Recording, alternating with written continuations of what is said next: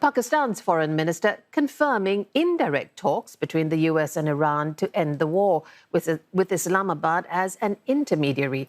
Ishaq Dar says Tehran is deliberating a 15-point plan set out by Washington, and Turkey and Egypt are also involved in those talks.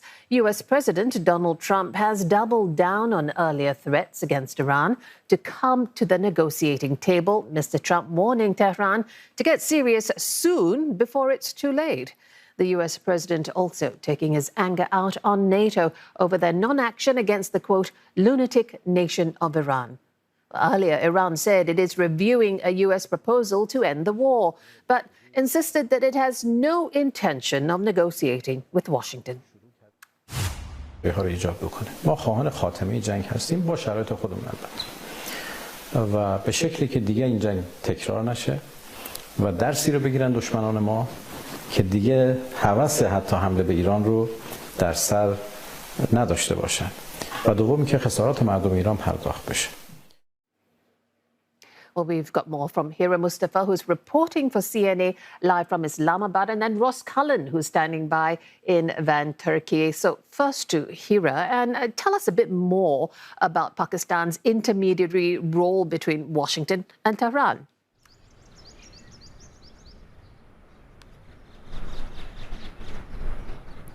Well, yes, in the last few days, we have seen Pakistan's Prime Minister and Foreign Minister intensifying the diplomatic efforts to bring the warring parties to the table of diplomacy to resolve the conflict through dialogue. Earlier today, in a media briefing, Foreign Office spokesperson stated that Pakistan is in direct talks with the leadership of Saudi Arabia, Turkey, Kuwait, and Bahrain. He also mentioned that Pakistan's Foreign Minister undertook intense diplomatic engagement throughout this week. He has been in contact with the regional foreign ministers, including Azerbaijan, Egypt, Bahrain, Jordan, Lebanon, Syria, Turkey, and UAE. So on diplomatic front, a lot has been going on in Pakistan. And right after this media briefing by the spokesperson, we saw Pakistan's foreign minister taking to the social media platform X, confirming that Pakistan is playing an intermediary role to de-escalate tensions between Iran and Washington. He confirmed that Iran and Washington are in indirect talks, and Pakistan is relaying messages between the two warring parties. He also confirmed that 15-point agenda shared by the Americans is delivered to the Iran. And on this whole development and scenario, analysts who we have been speaking to in the capital are telling us that next 72 hours are very critical in order to de-escalate the tensions between Iran and Washington. Since yesterday, we saw that Pakistan's leadership were tight-lipped and they refrained from commenting on the diplomatic engagement that Pakistan is undertaking. But today we saw statements coming in from the country's information minister, foreign minister, and foreign office spokesperson, all reiterating that Pakistan is trying its best to diffuse the tensions with the help of friendly countries like Turkey, Qatar, and Kuwait to bring both Iran and Washington to the table of diplomacy.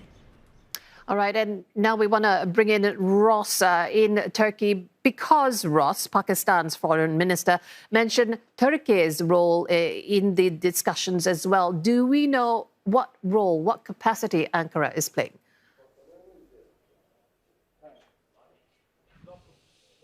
Well, the Turkish President Recep Tayyip Erdogan has said that Turkey is going to try to use all of its influence to bring this conflict to an end. Turkey has opposed the war from the very start, both the Israeli-US bombing campaign and the retaliatory attacks by Iran. And we have seen the Turkish Foreign Minister Hakan Fidan very busy over the last week or so with regular calls to counterparts in Egypt, in Saudi Arabia, in Pakistan as well, trying to ensure that there will be a mediated end to the conflict, because the one thing that deeply concerns Turkey is if this war were to spread into a wider regional conflict that would bring in the nations that are neighboring Iran, like here in Turkey.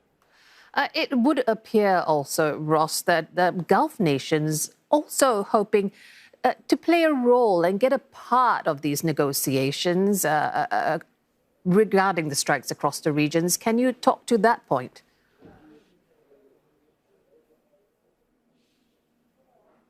Yeah, that's right, Jill. There's been a meeting this Thursday of the GCC, the Gulf Cooperation Council, bringing together all the countries on the Arabian Peninsula, apart from Yemen, so Saudi Arabia, Oman, the United Arab Emirates, Qatar, Bahrain and Kuwait, and they want to be involved in the negotiations. They are all maritime nations when it comes to the Gulf waters, and in fact, the Strait of Hormuz. We talk a lot about Iran's role and Iran's the exclusive economic zone it has there and the control it has over the Strait of Hormuz. That is correct to the north.